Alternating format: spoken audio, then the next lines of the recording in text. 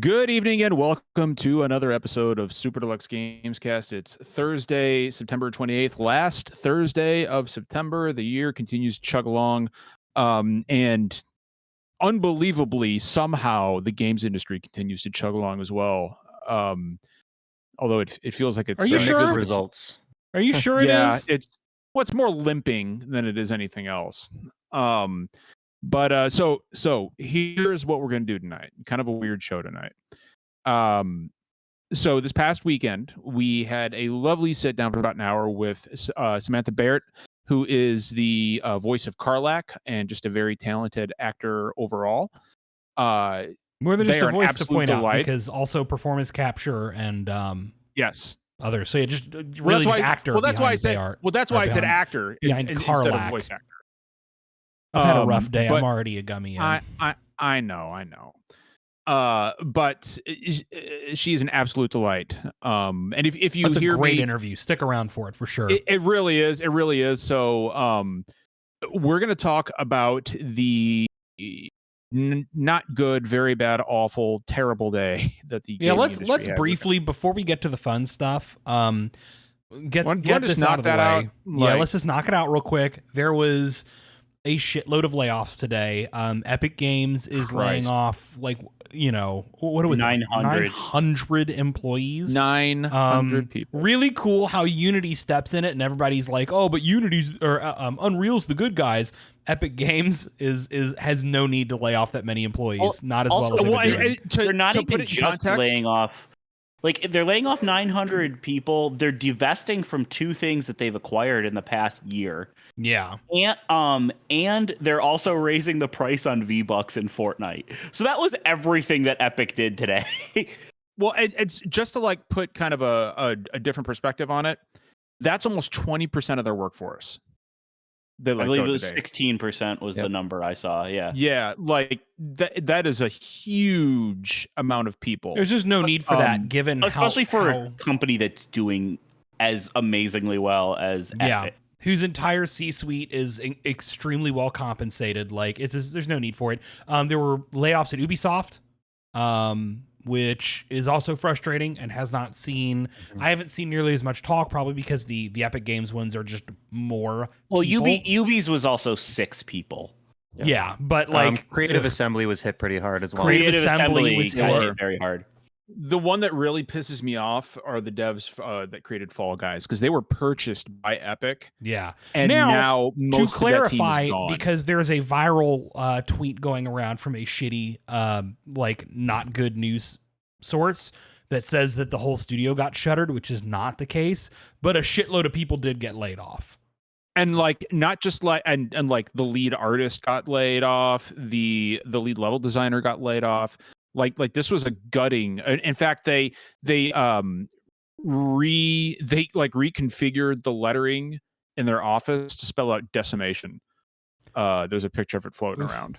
But yeah, it's bad. There's not much to say, but the Creative Assembly the Creative Assembly one is kind of nuts too, because Hyenas was something that Sega and that studio had been saying for a while was like a major project for them.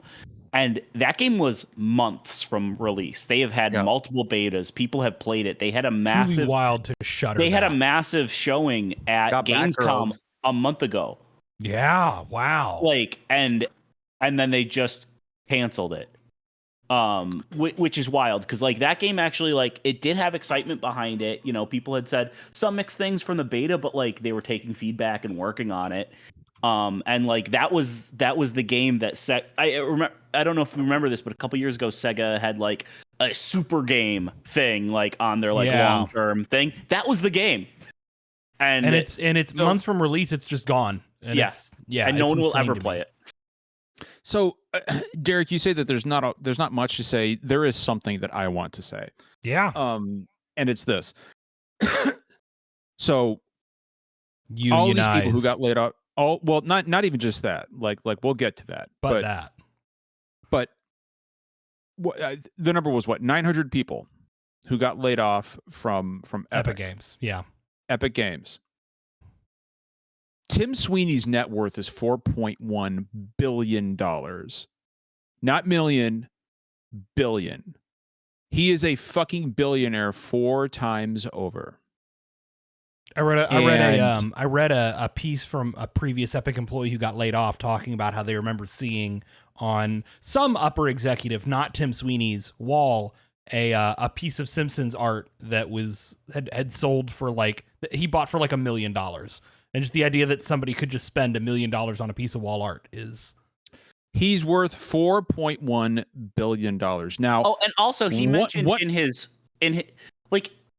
the letter that he sent out to employees is circulating, and a lot of it is about how he overspent with acquisitions and expansion in too short of a time, and everybody else is the ones paying for it. And also he mentions that he's still continuing their petty lawsuits that they keep throwing at Apple about his own personal ideology and stuff like that. That stuff's continuing. But there's a real human element that I want to get to here. And it's that one of the people laid off, and I'm sure she's not the only one, but one of the people laid off is a pregnant woman a week away from giving birth.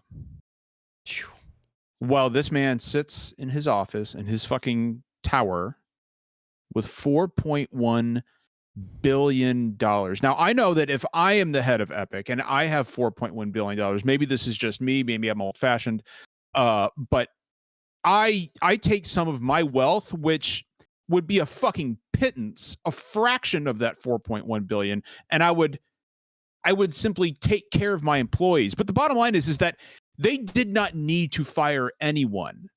They didn't need to fire anyone. There was no call for this whatsoever. The reason that these people got fired is because there was the tiniest bit of a sign of slowdown at Epic Games. And Tim Sweeney, rather than pour a little bit of that 4.1 billion into his company coffers, or even just wait a little bit, he decided to cut loose 900 fucking people. After bragging earlier this year that Epic Games wasn't overreacting to recessions and stuff like other tech companies were. It's just like we saw with Embracer, right? Which is when a one of these gigantic mega corporations, makes a bad business plan. The people who suffer are all these people on the lower level who get laid off. It's never like the people at the top, the people in the C-suite facing any kinds of consequences for their actions. They're not taking pay cuts, right? They're not losing their jobs. It's always the low level. I'm going to push back on you here, Derek, in one very specific way. I'll fight you. Okay. But fuck.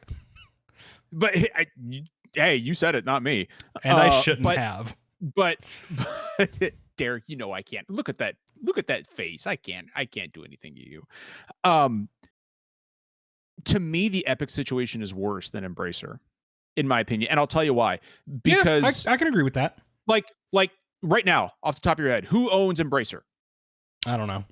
Yeah, you don't know, right? Clue. Because it's some faceless fucking conglomerate. But Tim Sweeney is the name who is tied. He's tied to Epic Games. He's the owner of Epic Games, and he could have built himself.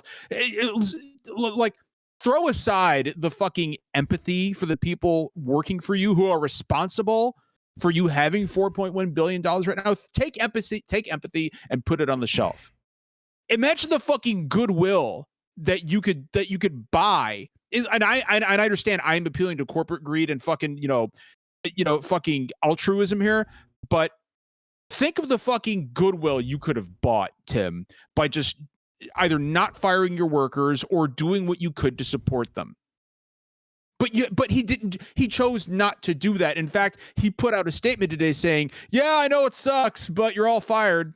So the rest of you who are here, we'll talk about what's in store in the future later." Well, I would not. The one thing I'll point out, I'm never going to make excuses, but we know capitalism sucks and it's all about the shareholders. But the one thing people point out on the Discord is a traded company has a fiduciary duty to do what's in the best interest of the shareholders. That's a legal binding obligation that they have, and it's just one of the evils of capitalism. But I don't believe Epic Games is publicly traded. I don't. No, believe they are a private company. They are a private company. They do not have shareholders to appease, good point. Which is an important distinction here because they do not have that obligation, and it is in their power to do basically what they want with their money. That's why I think this is worse than the Embracer situation. And, and also, also the thing about like Embracer versus this, like obviously what's going on with what's continuing to go on with Embracer is terrible, just because it affects so many developers all over the world. But the thing is, like, Embracer raised everybody's eyebrows with how much they were buying in a short amount of time, and everyone's like, "Where's this money coming from? How are they going to, survive long term?" And so, as tragic as it is, there's also a lack of surprise because it seemed like a terrible business strategy for what they were doing to begin with. Epic Games runs Fortnite and owns the Unreal Engine.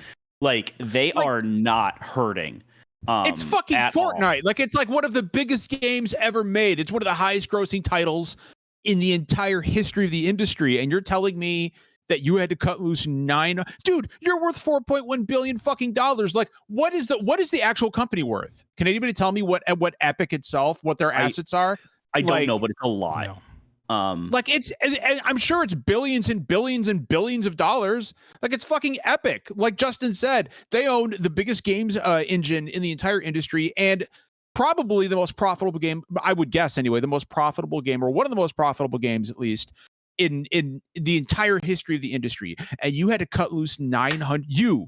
Epic had to cut loose 900 people, a fucking pregnant woman a week away from giving birth. I'm so fucking mad I can hardly talk about it. And all these layoffs across the industry are sad. Like, individual things, have made us angry. $32 billion, Justin. Yeah, they're worth $32 billion. But also the situation. I don't want to let Sega off the hook because the situation with Hyenas sucks too. These people have been working for years on a game that was about to come out, and we're even doing major promotion for it a month ago. That's fucking wild to me. And now nobody is going to get to see or experience the work that they have done. Did they say why? Like, why? Like, what happened? No. They just said we were expecting less money than usual from like some of our European studios. It's probably better to write it off and take the tax write-off, right? The old Batgirl special. Yeah, like that's. Do you see the Batgirl special? Yeah. Yeah, it's what Zaslav did with Batgirl. Canceled it and just took a tax write-off instead of releasing it, and the movie was done. But that's got to be so demoralizing on so many levels. Like, you're not going to be able to show anybody any of the work that you've done for the past few years. Yeah. Even if it had like a small but dedicated community, or even if it launched in a state where people are like, there's good stuff here, but it needs to improve. You're not going to have that chance to improve on it. You're not going to have a chance to build that community. It's just gone. Like, everything that you were working to just got pulled out from under you, and you're losing your job. Like, I can't even process that. And like, I didn't think the game looked like, mind-blowing or anything, but there were people that were excited for it, and there were people working on it. And like, that is just such.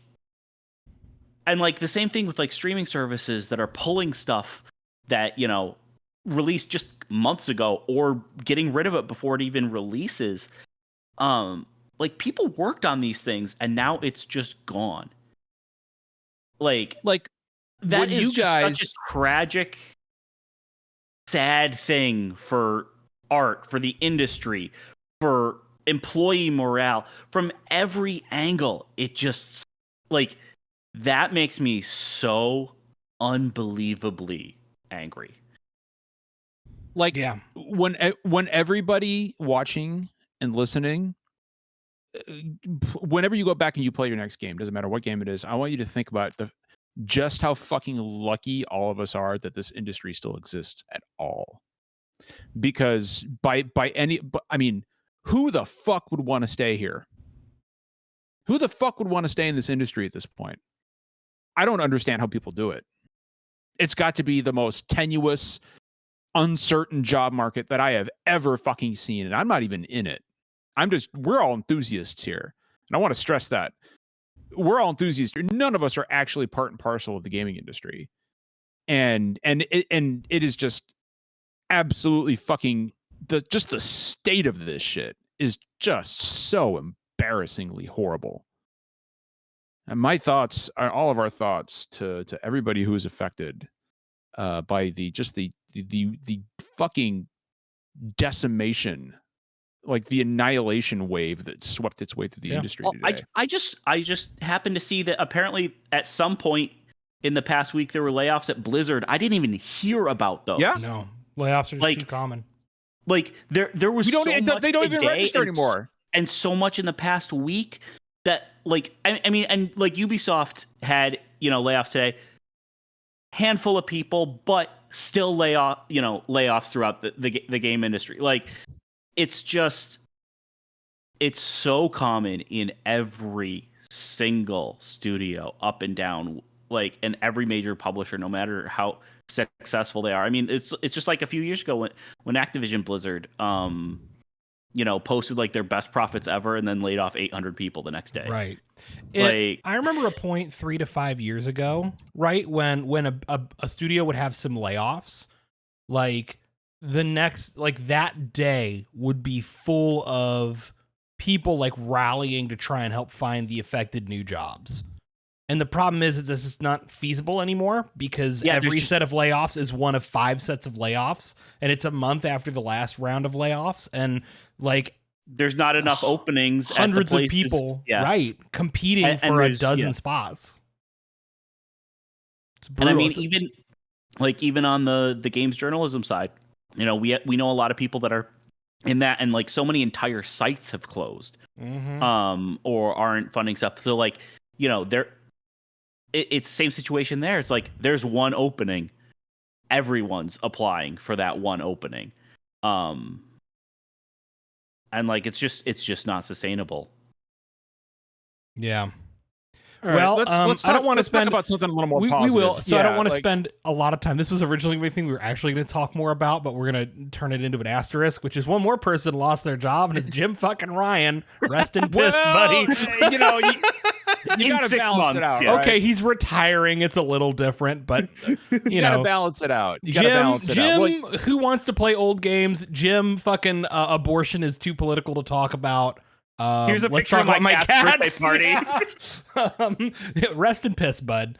But yeah, so we do want to talk about some fun stuff before the interview. We're gonna talk a little about what we've been playing. I can't wait for everybody to see this interview. It's so fucking. It's a good interview. Would everybody be okay with me going first? Yeah. Go ahead. Yeah, go ahead. All right. Well, fine. I guess I'll just. I'm sorry. I really wish my chair took me all the way off screen for that gag, but it's just far enough that it doesn't work. Kind of like when Reb was singing Bahamut Lagoon and just kind of slowly rolled off. Yeah. So I have been playing this last week or so pretty much exclusively Resident Evil 4. We got a review code for the Separate Ways DLC from Capcom. So Capcom Creators Program. That's our first code from Capcom as part of the program. So I did a stream of the first 3 chapters of Separate Ways. I'm on chapter 5. Surprisingly lengthy for a $10 expansion. Yeah. Surprisingly meaty. Yeah, it took me about 6 hours for a $10 DLC. Yeah, that's the length of like a standard mainline Resident Evil game. Yeah. With like a decent depending amount. on the game, yeah. Yeah, with like a decent 1 to amount. 3 are all like 5 hours, right? Yeah. Yeah. 4 is just like beefy. 4 is like a 22-hour game, but like decent amount of new content. I really enjoy Separate Ways. The original Separate Ways is very much like, what can we reuse a bunch of assets to make the PS2 version worth double dipping on? Versus this feels like a genuine paid expansion. It brings back it, like if there's stuff that you wish had been in RE4 remake that was in the original and got cut, like you're gonna be happy. I think this really completes the package. I think it's a much better version of like what was Ada doing the whole time. It could not be more fucking clear that they are rushing towards a Resident Evil 5 remake, which is very weird to me. But it's good. I love Ada's grappling hook, both as a level like traversal mechanic and as a combat addition, because you can now melee enemies from a distance and like grapple and zip in when they're staggered. There's like a real James Bond feel to this shit, and I love it. Yeah. And you also can get an upgrade for it later on that lets you like rip off enemy shields with it. Which is great because Ada does not have a lot of the raw firepower. Yeah, exactly. It's so much fun. Yeah. Okay, like Derek, I gotta get something off my chest.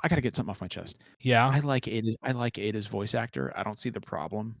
See the problem. I talked about this in the stream. I really like Ada's voice actor. I do think that she's being done a disservice with the direction she has received, maybe, because she does sound like she's acting for a different game, right? Everybody else is bringing it up to here, and her energy level is down here. And that's not bad, but it doesn't match the energy of everyone else in the game. But I feel like that's kind of Ada's deal, right? Like she's calm and collected. Yeah, but it's I can see where it's not that big of a deal to me compared to people who like threw a shit fit. I don't think that's at all reasonable. But I understand why like people didn't totally vibe with her voice. Honestly, though, Derek, I just want you to tell people about Martha's reaction to Ada because that's my favorite part of this whole thing. Martha. I think so. Martha discovered Ada Wong when I was playing Resident Evil 4 Separate Ways, and saw Ada's like sweater dress that's so tight you can see her like abs and belly button through the sweater. It's fucking ridiculous. And I think I watched my wife do like the cartoon wolf thing. She said things that like people in prison be saying to each other. You know what I mean? Like just truly unacceptable things I will not repeat. But I mean, that's Ada's effect on people. Eric, why can you see her abs and belly button through her sweater dress? Because that's how Ada rolls. Horny jail. But the other thing is, like, so I played Separate Ways, great. But the thing is, I went back and touched on the Mercenaries, which I had not played the Mercenaries in the remake. Watching you do fun. Watching you do holy shit. The Mercenaries is good, and it just received a free expansion with Separate. So you don't have to buy Separate Ways to get like Ada and Wesker and the new docks level. But yeah, I mean, there's a point where I realized I had done nothing for 3 days but play the Mercenaries. Good. It's so good. It is Wesker in particular. Like Ada's fine, but Wesker is a true joy. Such a unique character to play as. I've never more badly wanted. Like Capcom has always struggled with getting the multiplayer Resident Evil thing to work, and I just make free to play Mercenaries. Just make Mercenaries co-op, and you'll get everybody. I still have not touched Mercenaries, but it looks like a lot. John, you fun. fucking have to. It's so good. I've had a blast with it. Playing RE4 Mercenaries has convinced me to try out Exoprimal. Right? Like, wow, I don't know how to explain that. Is like, I went, yeah, that seems like that's weird, but I was like, these motherfuckers are cooking. I get it. So yeah, Resident Evil 4 was already great, but Separate Ways is an incredible addition. Mercenaries is so good. Definitely check out Separate Ways. It's good shit. Very good shit. It makes one of the best single player experiences of the last few years an even better game. So that's what I've been playing. I'll go next real quick. I'm going to be super fast. I've been getting ready for patch 6.5, Final Fantasy 14 next week. Growing Light, which is the culmination of the Final Fantasy 4 inspired Golbez story, where we'll be taking the fight to Zeromus. I'm very excited for this. I'm a huge fan of integrating a lot of the fun, like Endwalker already, and Jeff, you know this, like Endwalker, like the base campaign was very heavily inspired, like had huge elements of Final Fantasy IV in it. And the post Endwalker storyline has just kind of like taken that and ramped it up to 11, like, with Golbez and, the Four Fiends and now Zeromus. Who's Zeromus? The Lunar Sub again. Zeromus is the final boss of Final Fantasy IV. Isn't that Golbez? No. Golbez is not Zeromus. It's all no. Man, I just played that a few months ago. I was going to say, I thought you beat 4. Golbez is the villain that stands out, and Zemus and Zeromus pop up in like the last 30 seconds of the game. Zeromus is literally like Necron in Final Fantasy IX. Like he pops up in the last 30 seconds. That's why I don't remember. Like, all right. Yeah, he's like, I'm Zeromus. And that's basically it. But the Lunar Subterrane, which is the final dungeon in 4, is the dungeon here. And I am very excited for this. I watched the live letter. We got to look at the fight. I love Derek. I showed you. I love Zeromus's design. It's a great interpretation. There's Zeke. There's our boy. Really good fucking interpretation of Zeromus, and I am very, very excited for this. So I've been doing that, and I have been. I am almost to the end of my Persona 4 Golden replay. That's what I've been doing. Jeff? Yeah. I'll go next. I've been playing Starfield. I've got about 50 hours in now. I was a little bit late to it because I was on vacation the first couple weeks of September. So I just started about a couple weeks ago. I now 50 hours in, I'm finally enjoying myself. I like a lot about the game, but man, I got to talk about some of the design decisions. So I know I'm mostly alone on the podcast and being a fan of like Bethesda Game Studios, like traditional games.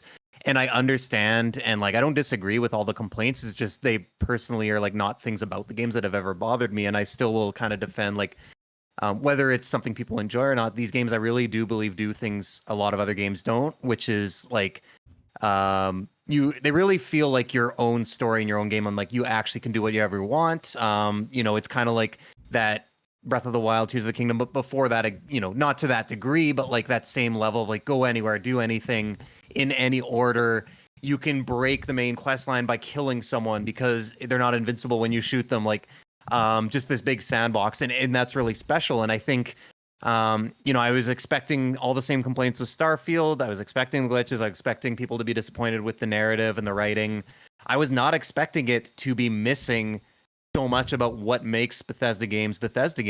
And it's everything from like minor things to major things. So I'll start off with one. I'm not going to go in depth on this, but everyone should read this article I just posted in chat by our good friend Grant Stoner, Why Starfield's an Accessibility Embarrassment.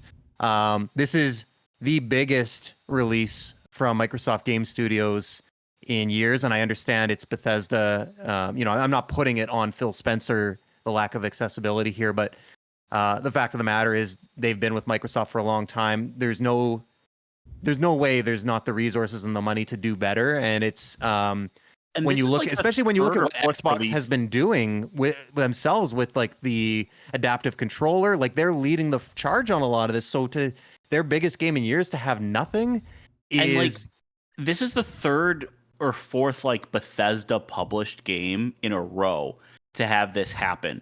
Yeah. Deathloop had it happen, and Ghostwire Tokyo also did. Oh, yeah. Both later on had pretty major updates that added in some stuff, but it took a long time to get to that point.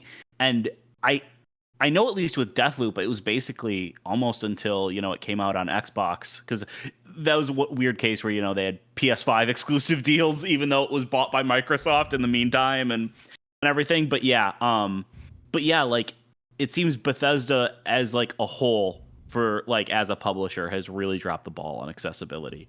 And it's a shame because I think they can do better. Like they're not a little indie studio, right? And especially now they absolutely have the resources to get it right. So I mean, I'm Grant is going to speak about it much better than I can. So definitely go on IGN, read that article. But I mean, that's just the tip of the iceberg here. There's lots of little things like, like a lot of people play these games. Like I play first person when I'm indoors, but when I'm like outdoors traversing like mountains and stuff like that, I like to switch to third person. Every other Bethesda game you can like you can pull the camera back or pull it into your character as far as you want. It's been in every other game. And here there's only 2 preset third person cameras, and most people feel one of them's too close and one of them's too far. Like, again, it's just a weird, why is this gone when it's been in every other Bethesda game? Another one is like the role-playing aspect of Bethesda games can be really strong in terms of like, so I'll give you an example. The first thing I do when I start these games, every like shopkeeper and NPC in their towns typically has their own house with their own possessions and stuff as well. And owning a house in these games is usually like a late game thing that you need a lot of money for. So first thing I do is, don't judge me, it's just a video game, chill. But in the dead of night, I just sneak into a town and murder someone in their house, and I take their house. And that's what I use because I love just like hoarding all sorts of weapons and armor and stuff, and I set it all up. And again, the NPCs in here no longer seem to have their own houses. Like, there's no real residential district for them. It's again just like a kind of a staple of these games that's gone, and something that set them apart from other AAA games. But the biggest one by far is, if you talk to most people who like enjoy Skyrim and Fallout, their favorite thing to do is to just walk out into the world with the intention of going from A to B and getting distracted by 1,000 things along the way, whether it's like a random quest or a person standing here or a cave that's, you know, see that mountain, you can go there. But like literally that's what people do. And they like walk up that mountain and you find a cave, and like 3 hours later, you've completely lost yourself and haven't done anything. That literally doesn't happen in Starfield. That design is gone. So the way it works, the way it works is the big open map. So like the Wasteland in Fallout 3, or, you know, the province of Skyrim, that is space. But because it's space, you do not traverse it on foot. You traverse it with your ship. And it goes even further. You do not really fly your ship. What you do is you hit 3 button presses to get to a star map in your menu that just has a view of the galaxy with the planets, and you just teleport to planets. That is the exploration, in lieu of like exploring things on foot. And all you're really doing is teleporting to major cities, right? It'd be like teleporting between like Whiterun or I'm blanking on like a lot of the Elder Scrolls cities, but like, you know, and most of the quests are contained within these cities. The only time you really go outside the cities is a quest might have like a predetermined location for you to go to. And same way, you don't really walk there. You view it from the planet view in space and you teleport there. And yeah, there are planets that are procedurally generated and you can go out and explore them. There's nothing to find. I will save you some time. And it's just really disappointing because that's like my favorite thing about these games is just spending hours like climbing a mountain, wandering the terrain, and just finding all sorts of cool shit. There's nothing to find, and it's really disappointing. And yeah, like the other aspect is, you know, it kind of ties into the fast travel. Is like they made such a big deal about your ship. You only get so you can't really. It's not like No Man's Sky. You can't manually control your ship taking off, and you can't fly it seamlessly into the planet and land. And I'll accept that. You know, the scale of the game is huge. I understand there's technical limitations. But for some, like, there's other weird decisions, like when you land, a cutscene plays the first time you landed a planet, and then after that, the cutscene never plays. When you land, it just teleports you outside your ship into the middle of the city. So like, it doesn't really feel like you're like flying around the galaxy. And there's even like a design issue with that, which is, if you don't have a spacesuit equipped in your ship and you land on a planet and you've been there before, it teleports you outside. And if the environment, the air is hostile, and you didn't put your spacesuit on, you will just start dying because like it doesn't like it's just so there's just, and I could go on and on. There's maybe this game is fucking good. Let's go. Jeff, I gotta say something. Like I haven't played Starfield and I don't intend to, but but here's my opinion. No, I don't have an opinion at all. But what I'm saying is, based on what you've said and what other people have said, like I'm not going to deny that the game, I mean, it's not a bad game, I don't think, based on most people I've talked to. But what I will say is, and you tell me what you think, Jeff, is that I feel like this is a different game than what we were sold. I mean, I didn't pay that much attention to the hype cycle. I watched the trailers. I think it's exactly what we were sold. I think it's just, you know, I think it's one of those games that has been announced for so long and people had put so many expectations on it that they kind of created this story in their head of what it was going to be when we had, you know, hadn't seen footage or gotten like, impressions or anything. And then it came out and it's just a little bit off of what people had hoped and dreamt it was going to be, even if it wasn't exactly like what was misleading marketing. It is exactly what was in that 1 hour like Xbox demo that they showed earlier this year. That is the game. You know, they maybe it's marketing. They maybe oversold like the planet exploration because there's just no reason to do it. But you know, and those. So I bring up all these complaints not because I hate the game. I actually like the game a lot. But it's like the game could be very, very good if it weren't for all these problems. And Rars in chat talking about inventory management, that's a whole, I could talk for another hour about that. But like, the writing is still really good. It has that Bethesda, like, that quest chain that starts with someone like, hey, can you get me a cup of coffee? And like 10 hours later into the quest chain, you're committing corporate espionage and assassinations and blackmail and stuff, and it just goes places you never expect to go. And I think that's what another thing people love about these games, and that's still here. The writing I still think is very funny. Visually, it is hands down the most gorgeous game Bethesda has ever put out. I don't think anyone can really. Yes, the talking faces, it still looks like it has that Skyrim Oblivion. They're less round, but it's not, the presentation is not there with some of the. They're still just staring. Yeah, but it's a gorgeous game. Like, that's just one piece. It is a gorgeous game all around. Really, really good art direction. And I think, yeah, like, a lot of it you have to get further into the game, but like customizing your ship, getting an apartment, decorating it, furniture, that's all stuff that I really like in games, like really chill things to do. And it's very fun and it's really rewarding. And when the game gets out of its own way and you can actually just do a quest and go through a dungeon and kind of get into the flow of the game, it's really, really fun. And everyone should give it a shot if they're a fan of Bethesda's previous games, but it's disappointing. Like, I don't do number scales, but it's like, it could be a 9, but all these problems like probably cap it at a 7. And like, that's fine. I love me some 6 out of 10 games, but hell yeah. I think I've had to work very hard to like find my own fun and force my way through a lot of the obstacles here. So it's, I guess that surprised me. All the problems I expected weren't there, and there was a lot of problems that I didn't. But I'm enjoying it. I'm 50 hours in, and I haven't started the main quest yet, so it's doing something right.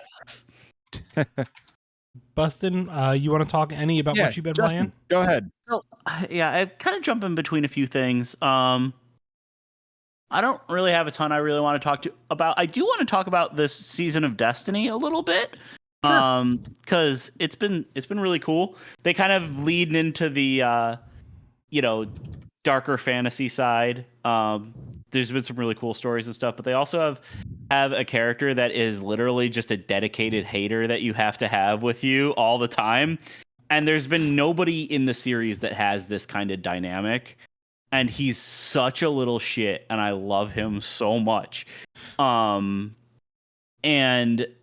it's so great because like the main storyline is, pretty dark and dour for this season. It's really cool, but then you also have like really kind of seamlessly added comic relief, which is also something Destiny has struggled with in the past. And I don't know, I just want to give a shout out to the writing team of Destiny, especially like as they've been adapting to like the seasonal model and like really digging into these characters and stuff like that. It has improved so much. And it's really exciting. Like every week I'm excited to, log on to see what the next week of the story is going to be. And even if it doesn't, really push the overall narrative forward all that much that week, there's usually still some like really good lines and really good character moments that I've enjoyed. But yeah, it's just so funny that there is a character that is just like, your job is to write the bitchiest character in Destiny history. and they took that assignment and ran with it. It's so good. Like, it's just been really fun. And like, we're coming up on Final Shape, which is going to be the, last expansion in the storyline that has started with Destiny 1. Game's going to continue after that, but we don't know what that's going to look like yet. But it is really cool to see how much the game has evolved and continues to evolve even in short amount of time. I think the past couple of years we've seen, especially with the seasonal model, we've seen them reacting a lot faster to, player critiques and things that need to change and stuff. And it's just been really cool to see it evolve in the way that it has. And to find a way to make narrative kind of stick and work well in a service game, which is something that I think suffers in almost all of them. I don't know. It's just been really fun. Like, it's not like when, Apex Legends or something. They released this cool, you know, polished trailer of something that will never ever be mentioned outside of a couple random lines in a battle royale match, like, or you know, Overwatch, where it was like, oh, here's this huge overarching story, and like none of it even matters. Like none of it even matters because it's like it's not even like you're playing heroes versus villains. Like here's tidbits of a story you're never gonna get. Yeah, whereas like, you know, Destiny almost feels like it's kind of the closest thing to tuning in for an episode every week of a show, which we don't even really have much anymore. And I could not tell you what the fuck is happening in Destiny these days, man. Oh, I could tell you all about it. That sounded like a threat. It is. Get ready for the get-together in October, bud. We're strapping you into the cuck chair, and you're going to listen about Destiny. Let me tell you about the veil. I thought you were going to say, let me tell you about the cuck chair. Yeah, but no, it's just been a fun thing that I just keep going back to it.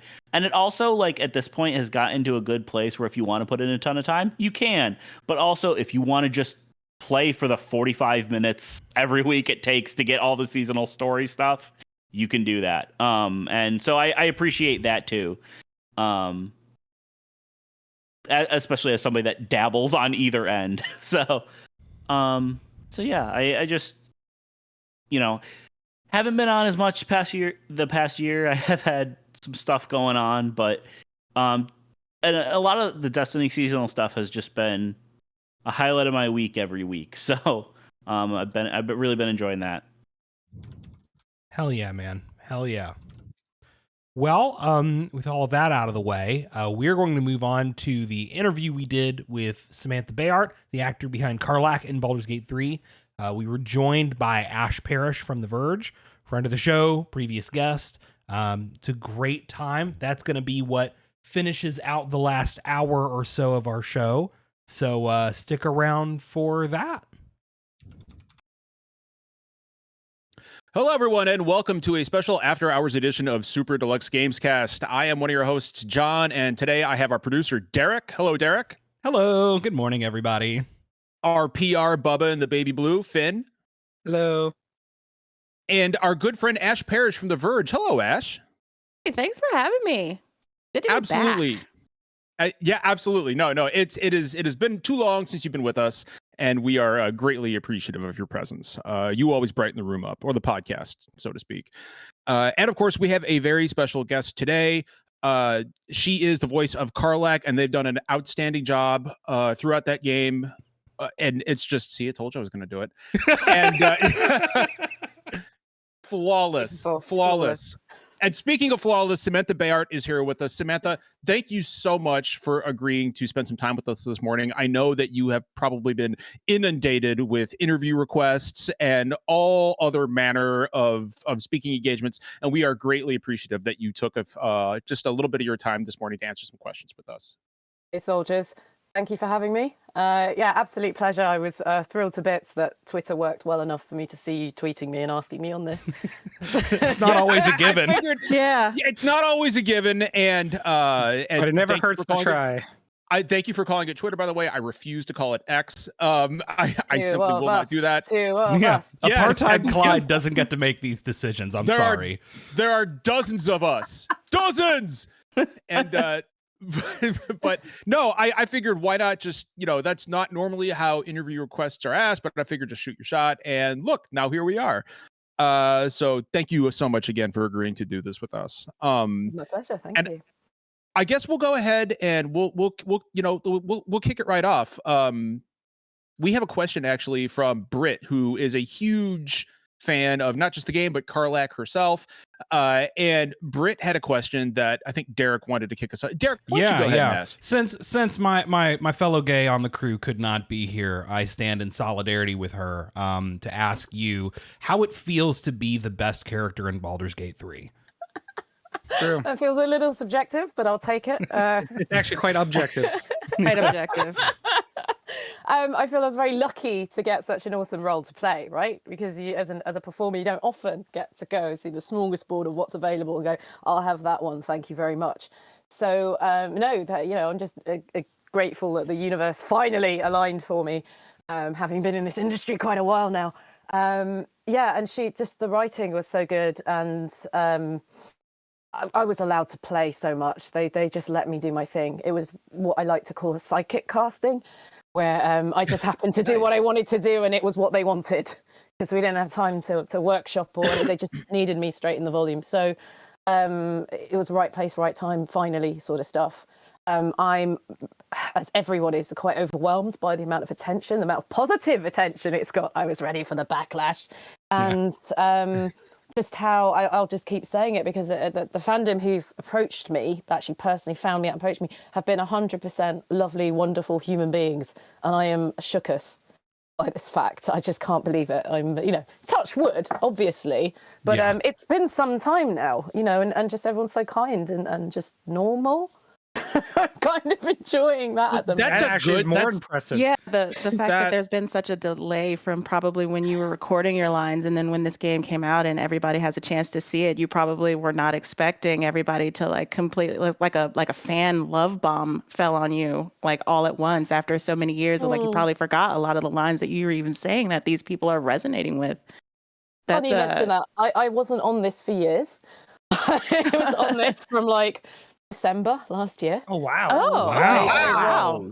I did as many sessions as the people who did 4 years on it, if that makes sense. So they had it all spread out, because I think there's a misconception that they were employed full time for 4 years. I wish, but it was very sporadic, and obviously they were EA and they were getting, and the writer Adam Smith has gone on record to say that Karlach was a result of EA feedback in a way. That's also why she's such an awesome character, because they just got the best tidbits of fan reactions and requests, and they sort of smushed it into Karlach.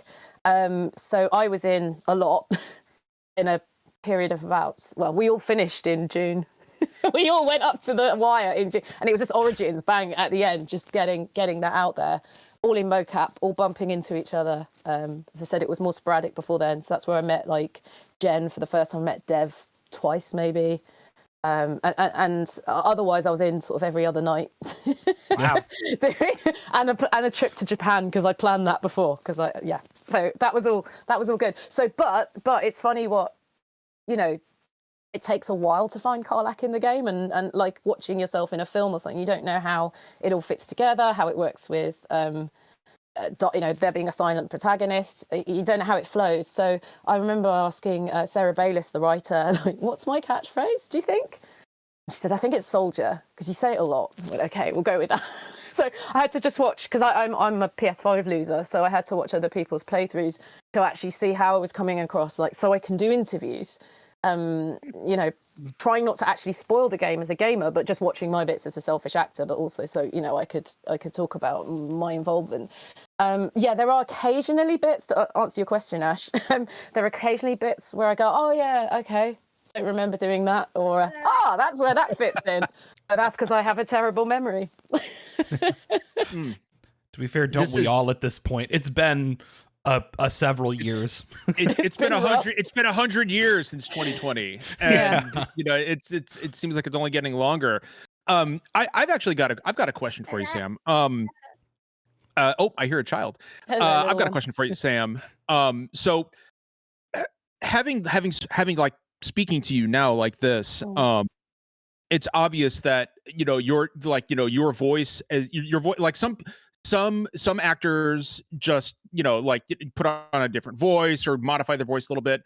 For you, there's already a lot of Karlach just speaking to you, but what aspects of yourself, of your personality, did you inject most into Karlach, do you think? I have quite a dry sense of humor, as you may have picked up on. With Karlach, so they captured our mocap and voice at the same time, but not the faces. And I think the same's happened with Gale. I'll just be opinionated and say, so Tim Downey plays Gale. We're both quite dry-humoured, and I'm not sure how much of that gets across in the game itself. But Karlach sometimes comes across as a bit thick rather than dry, which is fine. Like, is that Gale's granddad? I think I tried to do as sarcastically as possible. They were like, no, just keep it. No, she's not that witty or suave. But I think Sarah started to write to that as it went on, and I love all the sassy put downs and that obviously that Karlach has. I think that was starting to be written for me. In terms of myself, I mean, we're both chaotic good. That's the approach, but that's written into the character. Yeah. That's the most realistic alignment, isn't it? I think for the law-abiding human. They let me do what I wanted. I was allowed to play. When they told me it was, she's physically the tallest and the strongest character out of the Origins, that did a lot of it for me, because I don't really think in terms of voice. I think in terms of the whole character, and the voice is a result of that. But obviously I did have to audition for it. So I knew some of her background, and I knew she was tough as heck. And I knew she'd been in hell for 10 years and was probably traumatized. So let's play some of that off with some laughs. But she was a bit tougher when I went in, and then I think they realised that Karlach was the same as everyone else, so they changed her up quite a bit and gave her that lighter side.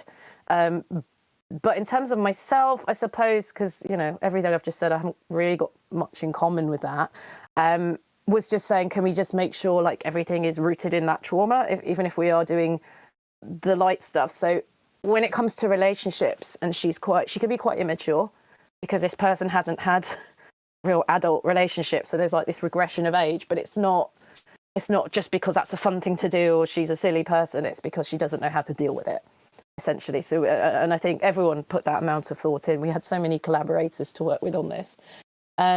So it was, it's the usual. It's a combination of the facts as they're written and as the director interprets them. It's my experiences as a human, and it's my imagination, and they all mush together. So sorry about the long-winded answer. But, Never. That's what we're here for. I think that's the process. I'm actually... Ash, please. Yeah, I'm actually glad that you were talking about how you were giving notes from your writers and saying that Karlach is a bit thick, because it kind of brings true to life to the fact that Karlach is like one of our best representation of a female himbo. And I wanted, and I wanted to know like how you feel about being like video games like best female himbo ever. Facts. I love being best himbo. I encourage it. Herbo? Do we have a word for that yet? No, I want himbo. I want himbo. Yeah. She wants non-binary person. I want. That's thembo. That's a thembo. Yeah. But I'm not sure Karlach is a them. So I think, yeah. Even though I sort of played her as that, and no one stopped me. But I don't know how you detect. I think you can kind of read into that. My wife kind of picked up on a little of that. So well, I just thought, they're telling me she's 7 foot tall and she's tough. Like, how do you bring the femininity in? Like, how does she make herself smaller and that not be odd?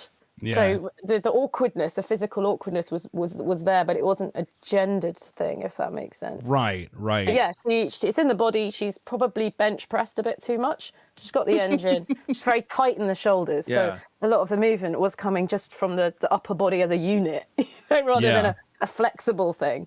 And it was, I'm quite a relatively short or average person, so it was great to play something that was very physically out of my experience, because what that gave her was a sort of laid back attitude, this fun-loving attitude, because nothing's a threat. Not really. Not till she meets an Orthon later on. Yeah. Well, I think that's Finn, go ahead. Finn, I just real quick, I just wanted to say that's actually one of the things that I think is super cool and interesting about Baldur's Gate 3 is that I think most of the characters can be coded multiple ways depending on your point of view and how you're playing the game. And that to me is something that really, really just kind of leaped out. I've never really experienced that before in a video game, and I thought that was a really, really cool thing for Larian to do. Yeah, and from my experience, the people I'm working with are there are so many queer people on board at all stages, and I think that reads, and it's sex positive and it's consent positive, and that's hard coded into it from the writers, always giving you an out with the romance options, to a point where you go, do you know what, I just want to hold hands, I'm romantically involved with you, but I don't want to be sexually, like the fact that they've thought about all the permutations of what a relationship could look like as well as friendship. And then you've got people like using the term player sexual. It's not right. The characters all fancy each other. Everyone's hot in Baldur's Gate. You know? And like, it's almost as if Berserk scared off all the usual edgelords or something. Like that whole thing. It was almost as if the toxic bit just went at that point. Because, and I think, going back to what I said about people being lovely, I think that may have fixed that for us. And then you've got Larian themselves that promised that you could stick it in anything, which I think is technically true. But again, because I think we beat people to the punch with that. Like, you can't really out-perv us, I think. Yeah, because on paper, right, like there's nothing explicitly like more queer than heterosexual about most of Baldur's Gate's content, right? Like every character can be as straight as they are gay, right? Based on the character, right? Like consent is a thing that is not exclusively applicable to queer communities. And yet, like, queer and non-binary folks and trans folks especially like have all latched really hard onto Baldur's Gate 3. And like, what do you think it is when you just give an open playground where you just give the same options to everybody, right? What is it that has drawn, folks like me to Baldur's Gate 3 so hard, to these characters and this version of the world? As a gender specialist, experiencer or non-experiencer, I don't know, but just a gender observer. Yeah. Even like I'm going to speak for Lae'zel as well. Like I think they're quite ungendered. The fact they're on. Someone's going to say drow in the comments. Forget the drow. The regular people of Faerun are not bound by gender norms at all. It's not there. It's not. There's no lines about you can't do that. You're a woman or man up or any of that shite. That's not there, which obviously allows people to role play even more. We've got a theory at Pit Stop where we did a lot of the mocap that the reason why there's so many queer people making games is because of games like Mass Effect, like Dragon Age, where people could play in this environment in the most safe way. No one has to go to a bar on their own, at the age of majority, and good luck to you. No one has to come out to anybody and risk that going wrong. I think there's been this sort of feedback loop for a while in these sort of relationship role-playing games. As I said, the writers, the devs, the animators, the actors, the directors, there's a lot of queer people who made this game, at all levels. And I think when we were getting to maybe the edge of things that they're a bit risky, like once you start going to BDSM, even like if it's someone like Karlach, he's being quite dominating. From my perspective, how do I keep the player safe? And these are the questions that we ask because we're conscious of it. So it's this great sort of permanent feedback loop or development cycle where everybody's checking in. And I don't know exactly how it works with EA or with the testing because that's all at NDA and I'm not party to it. But it was rigorously tested for the relationships and how that was coming across. And we just, I think Larry want to give you a good time. We want to give you a good time, a happy, fun time with consequences for your actions, but do not make you feel uncomfortable in those more intimate moments for yourself. Yeah. Like approaching that content responsibly continues like a tradition of allowing folks to safely explore those aspects of themselves. Like you said, maybe before they're ready to be publicly, out. So I know that's at least one guy aspect. discovered he's bisexual through playing Mass Effect. Yeah. I want to throw a comment out there real quick, and then I want to kick it over to Ash and get Ash to ask a question. But I just, this isn't a question; it's just an observation that I thought was really cool. So I am the resident himbo of this podcast. I think we can all agree on that. No, I know. Yeah, it's really weird. And my first playthrough of Baldur's Gate 3, this is going to shock everyone, but I was a big, bald, muscular guy with a sword. Like it was. It's going to really surprise everyone here. I know. So that's the level of creativeness like that. I'm like, yeah, game good. It's me. And one of the things that I noticed and wasn't expecting out of Baldur's Gate 3 is how much it doubles down on consent. Consent is something that is extremely important to me for numerous reasons. I know some victims of things, and so consent I'm an advocate for consent. And one of the things I noticed, as I romanced Karlach, was in most games when you enter into a romantic relationship with a character, most of the time it's like kiss Karlach or kiss character, right? In this, it says the only option is can I kiss you? And I thought, and that I was like, that's really cool. I would not have even thought for that to be included, but it's there. And as somebody who is an advocate for things like this, that was so refreshing and unexpected to see. for someone like me. And it's just something that I thought, again, not a question here, but it's just an observation that I had that I thought was really, really awesome. Yeah, for sure. And what was I going to say? I was going to say that, yeah, that's right. Larian writers have been talking about how they didn't want the romance to be a reward for a mission, that it had to be within some sort of established relationship, that you can't just like get the thing, kiss the person, win, move on to the next, they'll never know. And that's how I played Mass Effect too, but that's no more. Those days are over. Yeah, I like the idea that, again, you know, they're trying to get us close to a tabletop sort of experience as possible. The coding on that must have been something else. No, I'm glad it makes it more realistic as well, doesn't it? It's more immersive. Yeah. Sorry, I'm writing notes over here, like of who I'm going to reach out to once this podcast is over, because the way that you're speaking about these relationships is a way that we haven't spoken about relationships in video games in a very long time, kind of since like the Mass Effect and the Dragon Age. And you're very right that the way that those games worked was like you would work at something and you would like wear someone down almost by like giving them all the trinkets or whatever. And then, you know, right before the final battle, before you end the game, you get the romance cutscene and, you know, ta-da, you win, you get the achievement, it pops and everything like that. But it seems like in Baldur's Gate 3 that you have to actually maintain your relationships, and it can get messy with people. You can break it off at any time. You always have to ask your partner if you want to kiss them.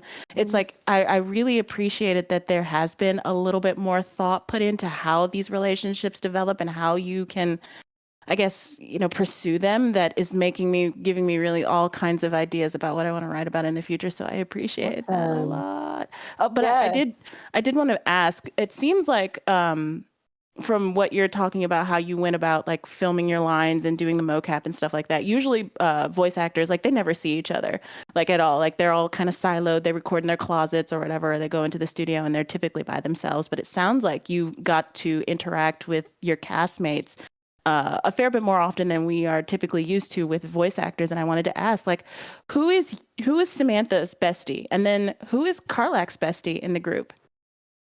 Wow. So I think part of it is because we're not particularly voice actors, we're actors.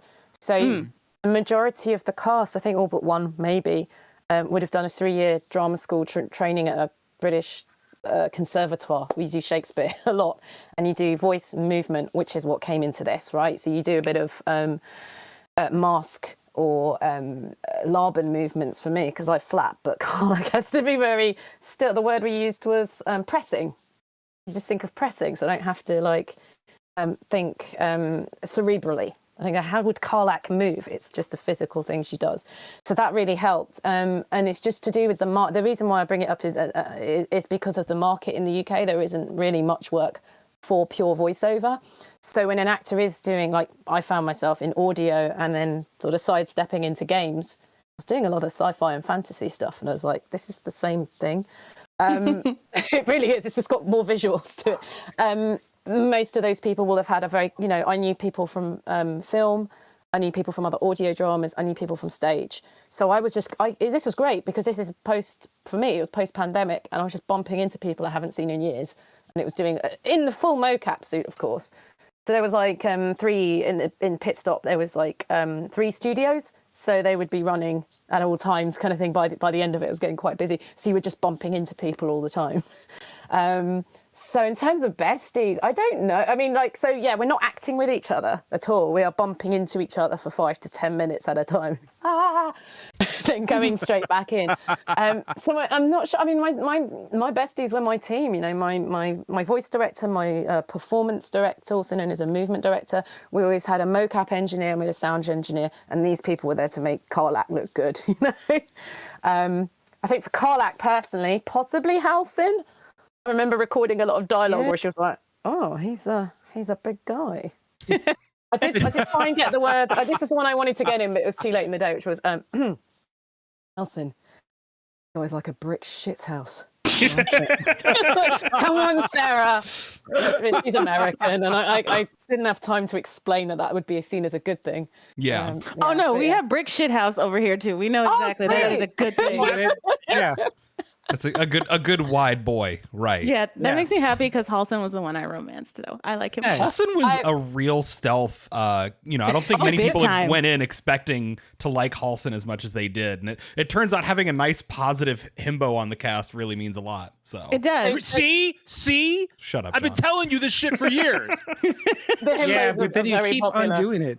I have a question. The himbos are a bit more considerate, aren't they? That's kind of why people like them. They don't just sort of smash things with reckless abandon. They might ask if they can. And they're sweet. They're not bitchy. Like, Asterion is great and Gale is great because, they're all sassy, blah, blah, blah. And they're like mean and, step on me, you pale vampire. But like sometimes you just want someone to be nice to you. And just the fact that Karlach and Halson are just nice to you with none of that like hang-ups, and Will too, like with none of like the baggage and whatever. Like sometimes, that's good. That's great. That feels good. Yeah, I've been saying it. We're great. We are himbos are awesome. We're fantastic. We will inherit the earth from the nerds. Absolutely. The best himbos. Before you ask your question, Finn, because I know you want to, maybe to backtrack on that, I will say that my bestie was Dave Jones, who plays Halson, because I've known him for 6 years.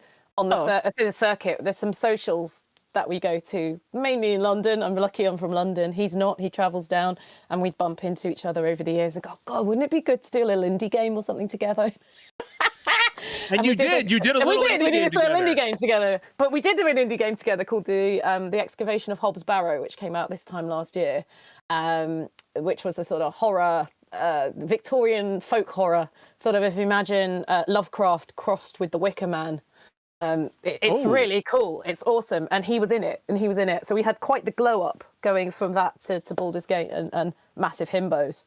So yeah, sorry, just to answer that actual question with an answer. Finn, go ahead, buddy. Oh, well, I was first going to say the reason that Halson is such a great himbo and Karlach is such a great himbo is they don't refer to themselves as himbos, John. Okay? You can't just... They're not aware. You people have been referring to me as a himbo for like 5 years now, so I just embrace it, okay? That's fair. But this question get your flowers, John. For more Samantha than Karlach. Time to get your flowers, John. I know. Yes, absolutely. One day, buddy. So the question was originally going to be, have you played D&D before, that kind of thing. But then I saw that you just had a game with the whole cast, where you referred to the other cast members as newbies. So that means I assume you did have some experience before. So what can you tell us about Samantha's D&D life, and like what were you before you became? Oh, there it is. Yeah. With the minifig. Oh my God. Yeah, that's awesome. She's got a tail. Your own little tiefling minifig. She's also got a broken off horn. I don't know if you can see it. Does she do a little like happy dance just randomly when she's feeling it? Like, I love it. Not so great for the tabletop, but yeah. So prepared. I played in the year 2019. Thinking that this was going to be a new thing I did in person. So yeah, that stopped pretty quick. So I played as a Dragonborn barbarian. So barbarian's in you. Yeah. Yeah, because I play Assassin's Creed, God of War, to let off steam as a himbo. Just go in, smash the thing, get the thing, kiss the person. Because that's how we play games, right? So in D&D, like with all the dice rolls and the maths, I wanted something simple, and people said play barbarian. It's kind of how you play video games. So that was that. And then on virtually at the beginning of the pandemic, I played with a friend and a lot of friends of friends, and I was a tiefling warlock. So I've got a tiefling and I've got a barbarian. So that actually really did help. When you've got barbarian dialogue, or you've got tiefling or Baldarian dialogue, I have some idea of what's going on.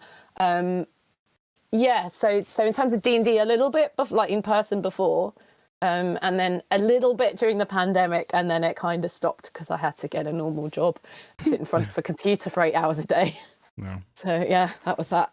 I've got a question going back to something you kind of brought up earlier, where you and most of the cast are not strictly voice actors by trade. You are actors and you perform in a bunch of different mediums. We had friend of the show, Sissy Jones, very, very, very established and beloved voice actor, and about a week ago, and we talked about kind of a tendency for like celebrity stunt casting sometimes, where we can take, you know, actors, right, who don't have a lot of voice acting experience, and people who have tremendous acting talent, but then maybe struggle to be as captivating in their performance in the voice acting world. Obviously that wasn't a problem for you or for, you know, most of the Baldur's Gate cast. What do you think it is that sometimes trips people up going from, you know, theater or like film and television into like a voice, either purely voice or like voice heavy role, like in gaming? Yeah, so I don't think it takes much to focus the actor onto. So Jennifer Hale apparently has said, Jennifer Hale, absolute fucking star, by the way. Yes. She does workshops with people, and she said a great way into to really helping an actor who's not familiar with working the microphone is saying the microphone is your camera. That's really it. So it's about the point of focus. So I've seen it in audio. I do a lot of high profile audio like Sandman, Hitchhiker's Guide to the Galaxy. I was going to say, I saw that on your IMDb. Yeah. Yep. Yeah, you voice so Random, which is a character you never see get a lot of attention from Hitchhiker's Guide. I love all 5 books, so yeah. Well done for making it to the last. I do have to explain to people, like, I'm in the last book, and I don't expect you to have read it. Yeah, so that was a lesson in like don't crumble, because literally everyone around you is, you know, celebrities. I think sometimes maybe a director could be intimidated by the celebrity that they've brought in, and they're a bit frightened. You know, they don't want to tell them how to act, but it's literally if it helps to think of the microphone as the camera, just say it. I've seen people, big actors, walk in and they do the film acting, so you know it's all very thought. Although there's nothing coming out here. In fact, it's quite quiet because you know it's subtle. It's dead, and you have to go. There's no camera. We can't do the thought thing. You have to do the voice thing, and it's unusual because we don't communicate like that. It's all non-verbal cues in real life. Yeah. So it is, you know, and I think sometimes it's also not respected as an art form in its own right. So there is. People, they take the money, they come in, they go, right, point me at the microphone. You've paid me a silly amount of money to do this. Let's go. And then people are too frightened to maybe correct. And as I said, I don't think it takes much. Yeah. I have kind of a very different follow-up then, actually. Yeah. It's perfect. You like teed this one up for me. Karlach has a very unique kind of like vocal register, right? For like major, you know, female or femme characters in video games. Fine. You know, she has a kind of a lower register, you know, she's very like exuberant and confident, and it's just a like style of voice, right? Like clearly you reached a little bit lower into your like register to perform her, but it's a style you don't hear very often in women or feminine non-binary people in video games. Why do you think voices like that are so rare? Or is that even a thing that you've like tracked and it's a thing I've noticed because I'm one of those people with a voice or like an ear for voices, and it's so rare to hear a voice quite like that. We get a lot of very high, very flowery voices and not a lot of these lower voices. You know, out of women in gaming. And I'm just curious if you think that there's like a subconscious bias towards, you know, one way or the other, or is it just because obviously in real life you hear all across the spectrum in people's voices. Yeah, I think we tolerate physically strong women in media as long as they conform to femininity to some degree, or at least that's what I've seen. But I was also told that when I came in at the right time because they just couldn't cast Karlach, like they couldn't find the right person, and I wonder if they just didn't have the vocabulary. Again, why I say psychic casting. Yeah. Kirsty Gilmore, who's a casting director and a director, have to give her props because she suggested me back in 2020. Yeah. So I just got on with my life. I didn't know it was Karlach, obviously. I didn't know what was going on. I was completely ignorant. But my point is, if you just go, you know, you're this big, you've got this history, you're the toughest fucker in the room. For me, the femininity goes out the window. I can bring it back in for an interpretive take, but my personal first instinct is to go, you know, let's play some imagination game. And if she's like really tall, I'm not going to give her the squeaky Mike Tyson thing. You know? Right. I figure someone else can do that. But it was just one of those things again where I just, you know, I thought it out and I just thought, how would I do it? And that's just happened to be how they wanted it. And for once, I didn't second guess. Yeah. And you know, you've got, again, this is where the D&D comes in. You've got barbarian intimidation, right? And I thought about the fact maybe she didn't talk very much in Hell, or if she did, It was to be very intimidating, it was, yeah. So when she gets out, she's finding all these different registers and parts of herself again. And can she become go back to the teenager she once was? What does that do to the voice? But because I'm glad we brought it up because it was done physically, it was secondary to the person. Yeah, I don't think voice first unless it is 100% voice.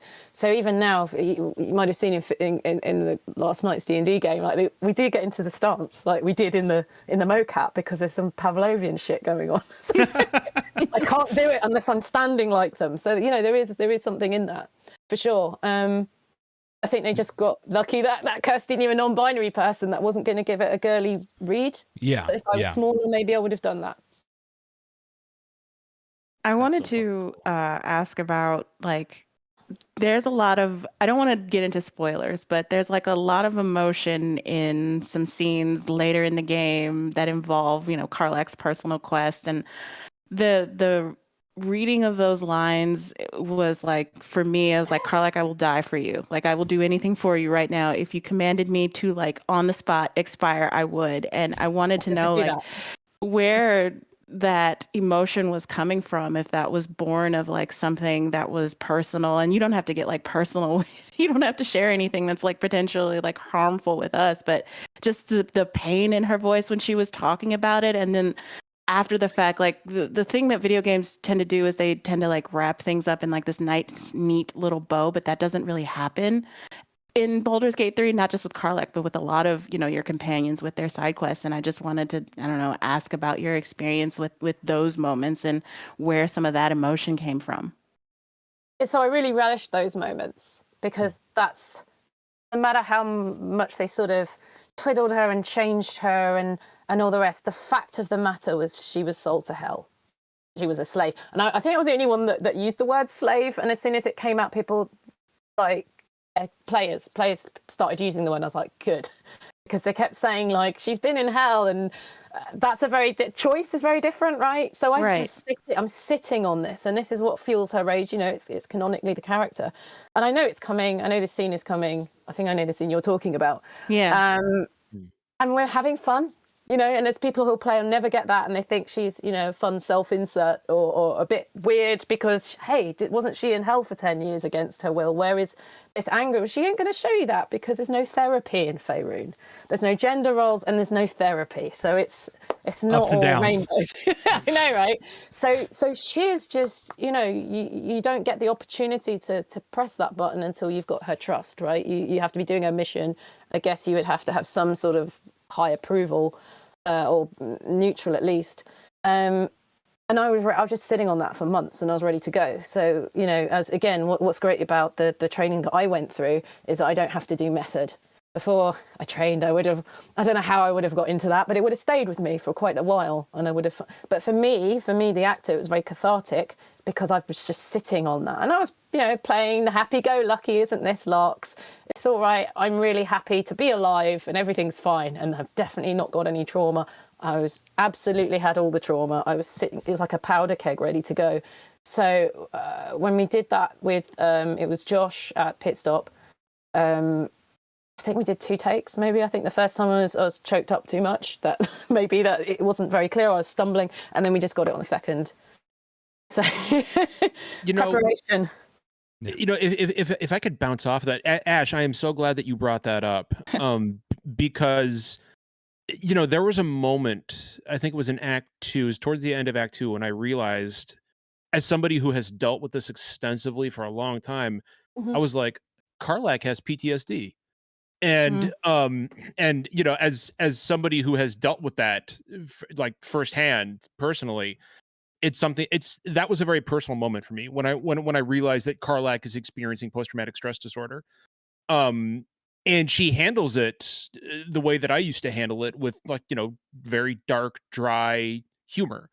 Saying, ha ha ha, yeah, what, but you can, right underneath the surface, you could feel that pain just kind of boiling up towards the surface. And that is something that I personally, as a combat veteran who's dealt with these emotions, that's something that you don't see a whole lot in games. It's something that you don't, and again, I don't want to stress, being a combat veteran doesn't like the amount of people who suffer from PTSD, like it's mostly women who like those are the people who suffer from PTSD the most. Combat veterans only make up a small percentage of the individuals who suffer from PTSD. And so to see something like this portrayed that accurately in a video game, it's not something you see very often, and something that I truly appreciated, and I know and a lot of other people appreciate as well. And I thought you did it masterfully. Thank you for saying so. You're not the first veteran to express this view. As far as I know, well, in my own research, just living life, right? I didn't do any particular research having got the role of Karlach, because so much of it was really D&D based research, but in my life I've read a lot of testimony from people who've suffered PTSD in combat. I'm aware of that. There's the stereotype about the Vietnam veteran and how many movies have been made about that, right? That person who can just compartmentalize until they can't anymore.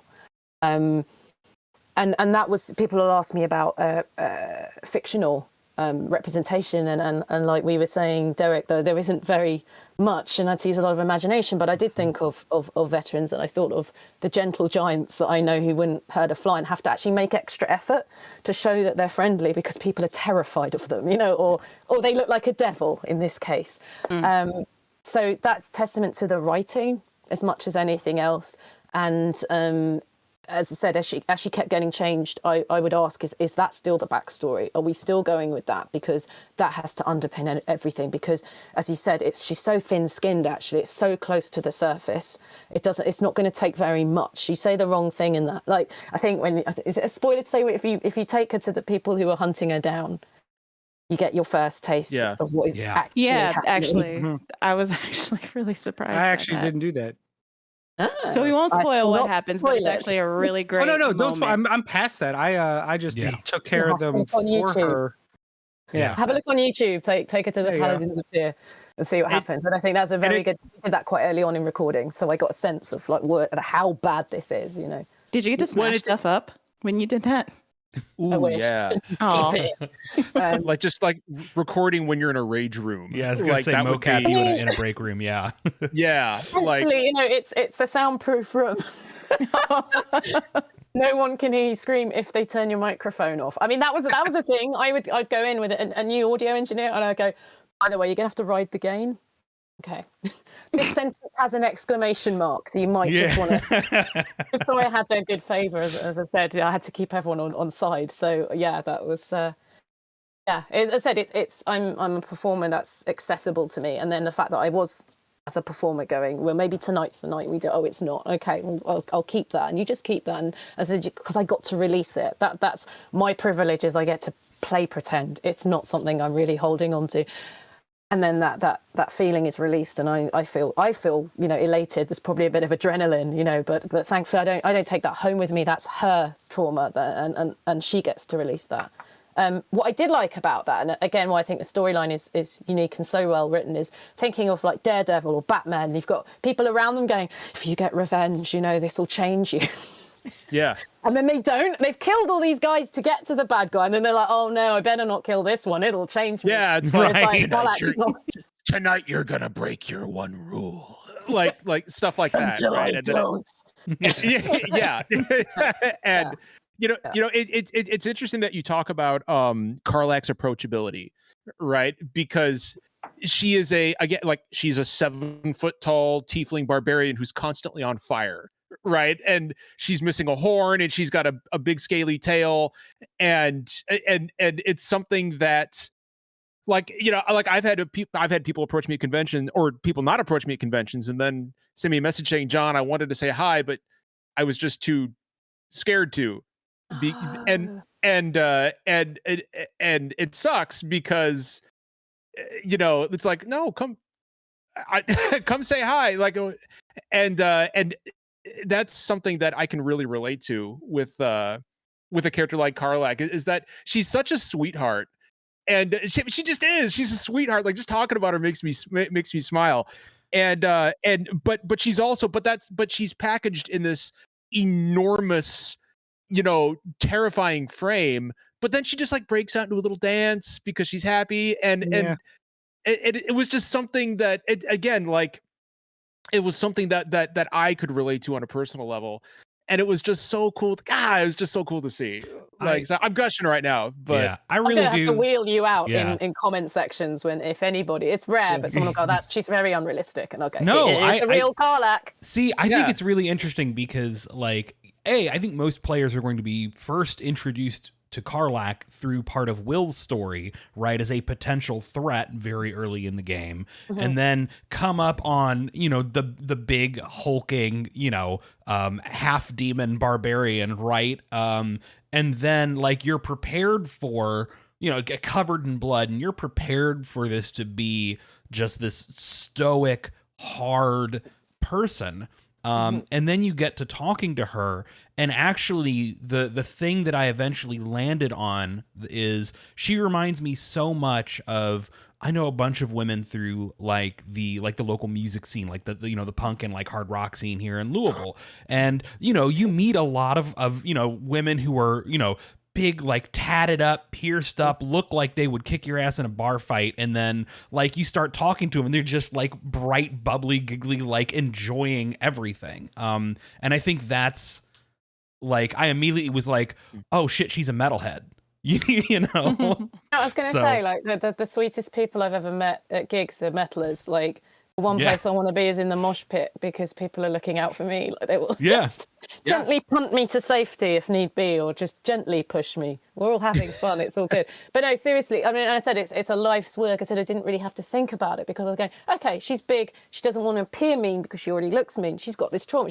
So I'm just picking from, life experience, plus, the text obviously was consistently good. And like you said, she was always going to be tough. She was always going to have that trauma. She was always going to have a chance to lose it with covering it up. The genius was putting this extra layer of so-called joie de vivre on the top, which was both real and a way of covering up what was really going on. Metalers rule. Yeah, hell yeah. Does Samantha have any plans? I'm sorry, I don't want to like refer to you in the third person, but just to like differentiate you between Karlach, does Samantha have any plans to actually play Baldur's Gate 3? And if you do, are you gonna just leave Karlach so you don't have to listen to yourself? Oh no, quite the opposite actually. So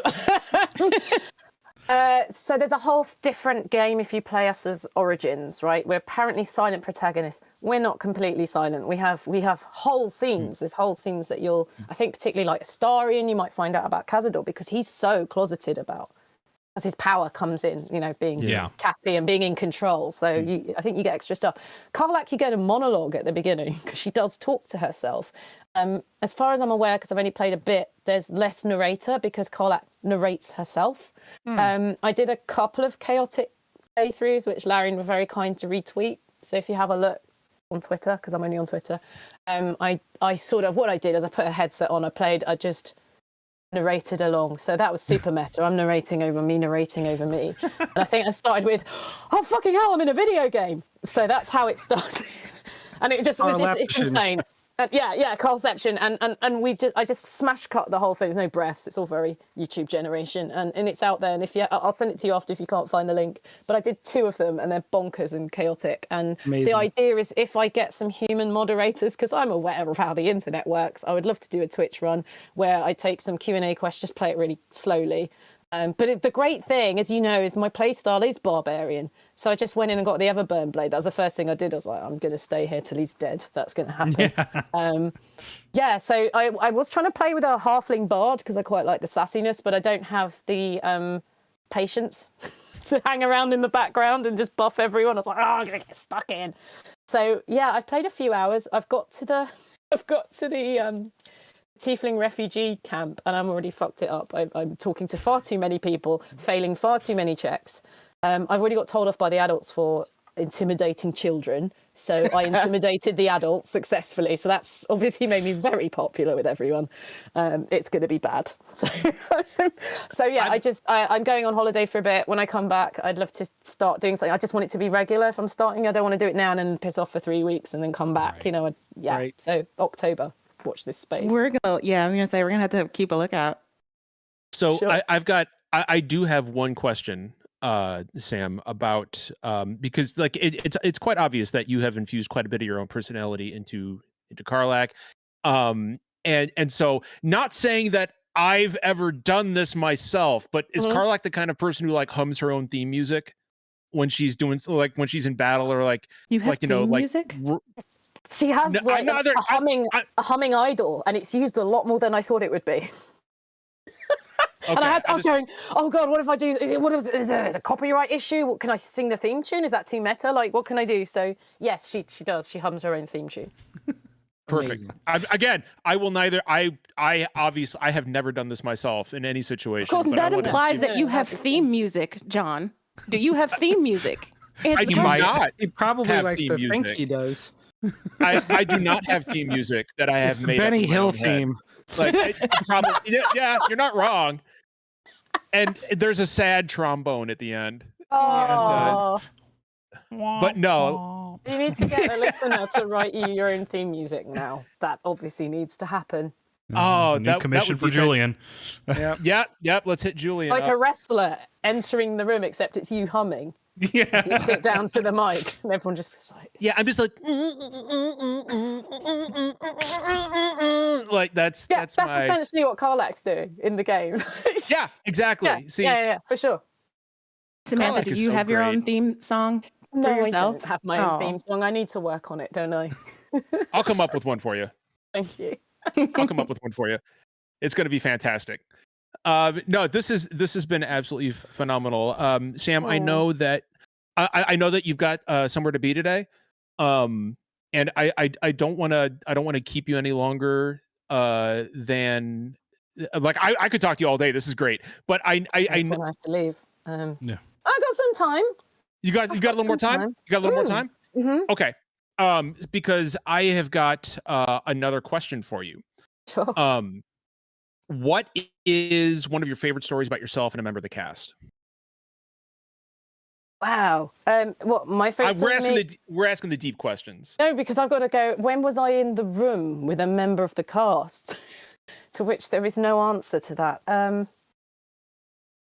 Whenever the crash mats came out, I knew I was in for a good time because I had to stand still on the spot and do all my lines like this. So like the romance scenes when you're sitting by the campfire, those were fun. The very opening scene. Oh God, we did so many versions of that when you first, because they're different whether Will's with you or he's not, right? And she stands up and she's on fire. I think I did one with an evil laugh. They didn't like that. They thought that came across badly. Ooh, can we hear what a Karlach evil laugh would have been? You want to turn the gain down? I can do that. Give me just a second. No, turn the gain up. All right, I brought you down a bit for the recording. Your ears, yeah.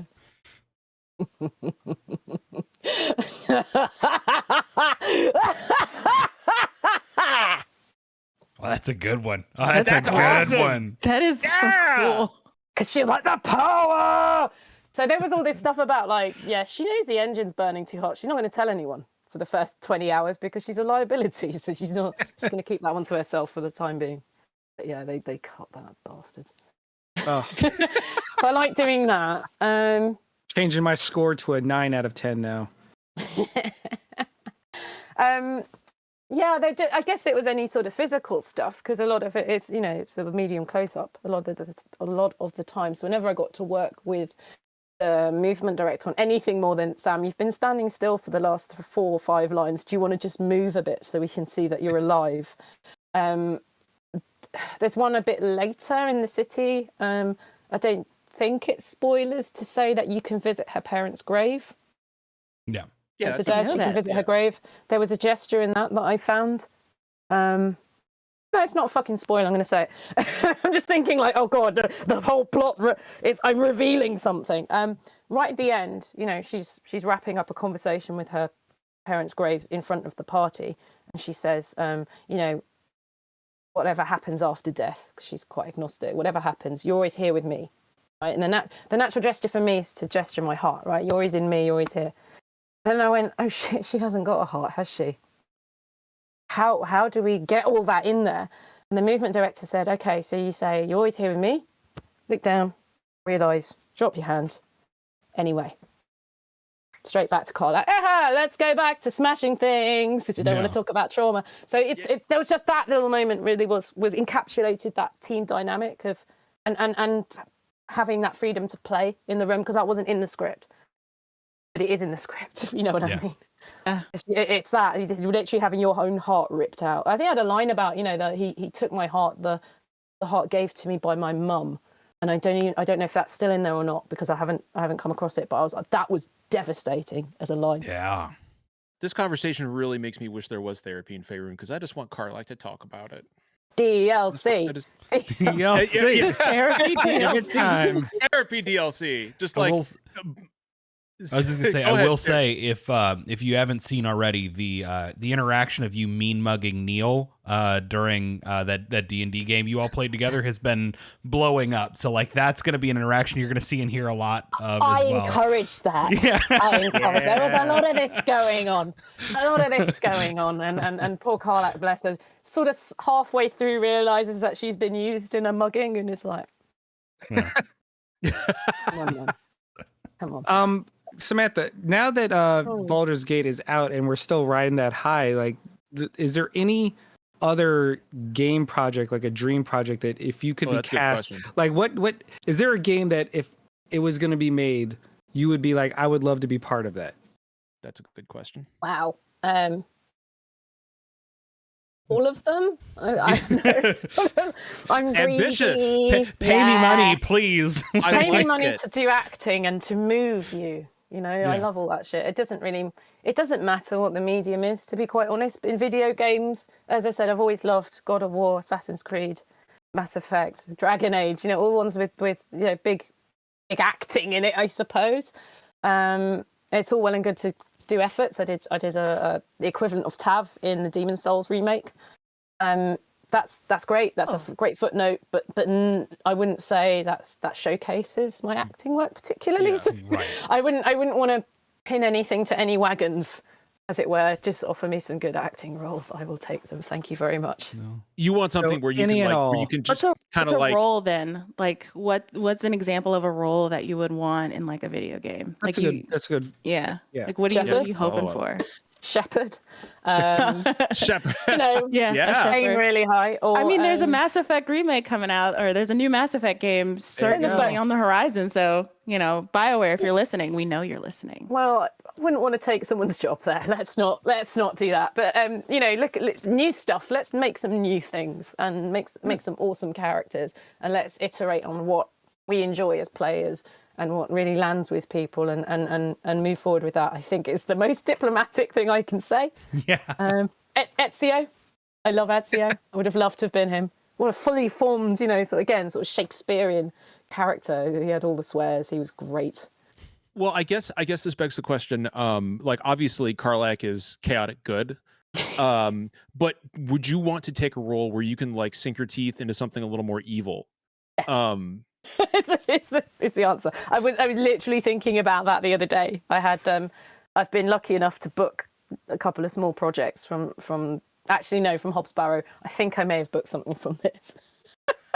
You're gonna book quite a few things from this, I think. I hope so. It's been like 2 months. It's not even that. Fuck. Yes, I've always played a lot of survivors, which is great, and it's noble, and they're leading characters. I think I could play some complicated assholes. I'm ready to do that now. Let's mix it up. I said I'm just interested in good writing that's going to move people. I really don't care about alignment personally, but I'm also very grateful for the fact that I've got a very popular alignment that I do. But yeah, absolutely. When I can get that in, even with like Thomasina and Hobbs Barrows, the protagonist, I did try, and she's quite, she's a very snobby person, so I really tried to play that up as much as I could. That makes sense. Yeah. Awesome. Are we out of questions? We might be. I have. Finn's desperate not to be out of questions. No. I have one. It's more of a. You have the last one, don't you? Oh, the classic Finn last question. It's the most important one.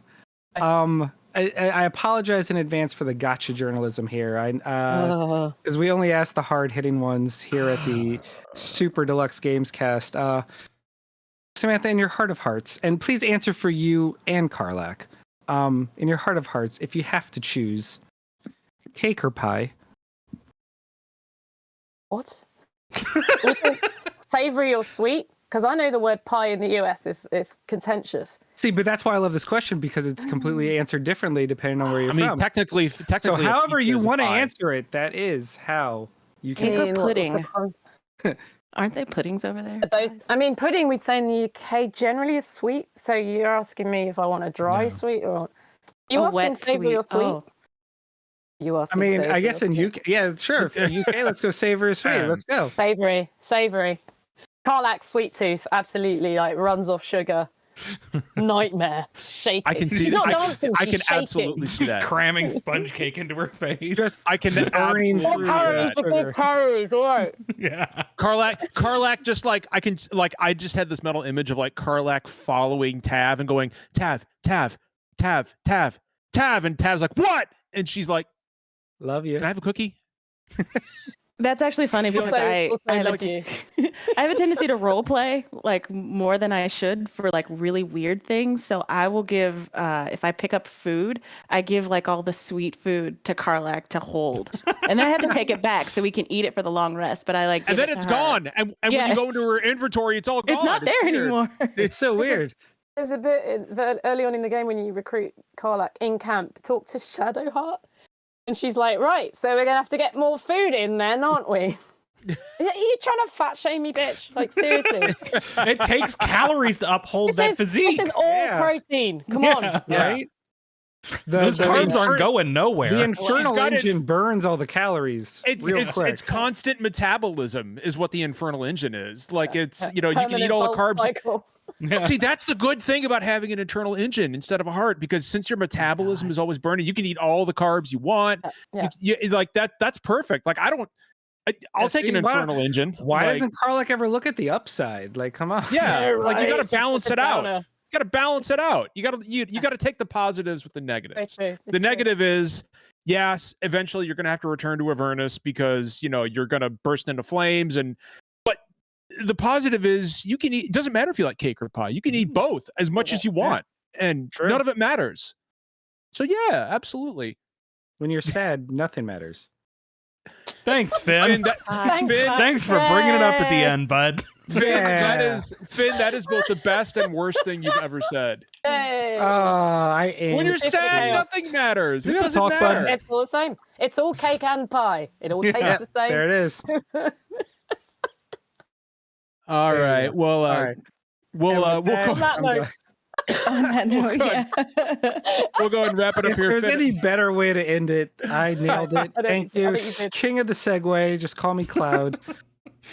Oh, that's good. That's a really good one. I'm sorry. Wow. All right. No, okay, Excellent. Finn, I will give you full marks for that. Full marks. That was solid. That was solid. All right. Sam, thank you so much. This has been an absolute treasure. And seriously, you are a delight. Thank you for spending some time with us this morning. We deeply appreciate it, and we are all, I think, thank you. Absolutely, and I think I can speak for the group when I say that we are all looking forward to the next whatever comes next in your career, whatever it is. We all know that you're going to knock it out of the park. Yep. And now that we're all besties, we'll be there to cheer you on every time. There you go. Now that we're all pals, how about you help me kill some evil bastards? John's down for that. I like can you tell people how to find you and follow you on the socials, and that way they can see all your playthroughs and everything? So for general chaos, it's Twitter at Samantha Bayard. It's just my name mushed into one, and it's the same on Twitch actually. There's some Twitch stuff happening. It will be happening, but at the moment I haven't actually broadcast anything. So but it's there. Just you can follow. You can get an email when I finally get ready for when it's happening. Podcast. Get ready for when it's happening. What else do I do? Yeah, I'm on Blue Sky. Just in case all this falls over. Yeah. But it's always we're all on Blue Sky and we don't know what we're doing with it, but we're there. Yet, but I'm there for the apocalypse. Everything like all this. I've got a link tree on my Twitter, so you can find everything on there. But I try to keep it to the one thankless void to scream into. I try not to do many at the same time. So I'm not on Facebook, not on Instagram. But yeah, it's all there. Mastodon, Samantha Bay art as well. Yeah, come find me. Send me art. I love it. Fantastic. I'm going to start sending you art. And I mean, actual art, right? It's not a euphemism here. Like no.